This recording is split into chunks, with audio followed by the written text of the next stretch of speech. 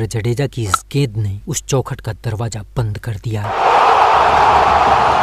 जड्डू की इस घूमती हुई गेंद ने लाबुसैन के शतक की उम्मीदों को डस लिया। स्मिथ और लाबुसैन की यह जोड़ी अब टूट चुकी थी, लेकिन कंगारू अब बेहद मजबूत स्थिति में पहुंच चुके थे, क्योंकि कंगारुओं ने महज 3 विकेट के नुकसान पर 206 रन बनाकर अपने किले को मजबूत कर लिया था। 70वें ओवर में स्टीव स्मिथ ने अपना अर्धशतक पूरा किया, लेकिन कुछ ही देर बाद रविंद्र जडेजा ने मैथ्यू वेड का विकेट लेकर कंगारुओं पर एक और प्रहार कर दिया और कंगारू अभी सिर्फ 6 रन ही जोड़ पाए थे कि जसप्रीत बुमराह ने कैमरन ग्रीन के पैड पर प्रहार कर दिया।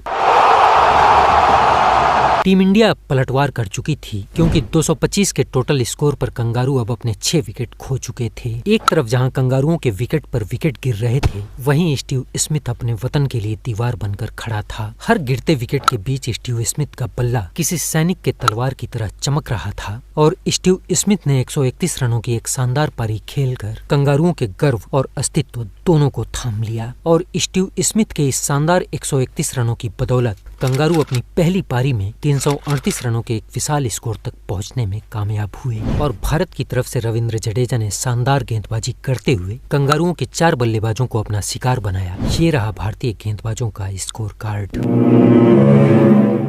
खैर, कुछ देर बाद रोहित और शुभमन ने भारतीय पारी का प्रारंभ किया और दोनों ने भारत को एक शानदार शुरुआत दी। दोनों के बीच 70 रनों की साझेदारी हुई, लेकिन 24वें ओवर में हेजलवुड की इस गेंद पर रोहित कट एंड बोल्ड हो गए। खैर, थोड़ी देर बाद गिल ने अपने करियर का पहला अर्धशतक पूरा किया और गिल को खेलते हुए देखकर ऐसा लग रहा था मानो भारतीय क्रिकेट के क्षितिज पर किसी नए सूर्य का उदय हो रहा हो। लेकिन कुछ ही देर बाद पैट कमिंस नाम के इस अंधकार ने टीम इंडिया के इस सूरज को ढक लिया।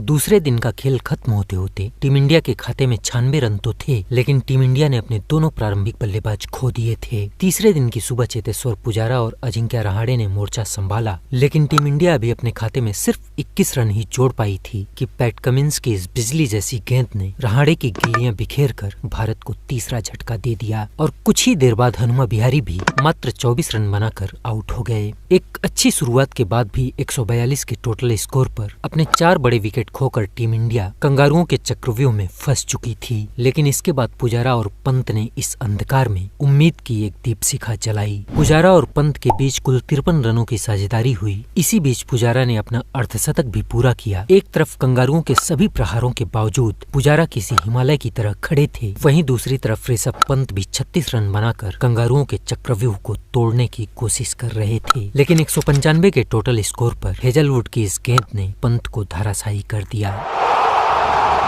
और अगले ही ओवर में पैट कमिंस के इस प्रहार से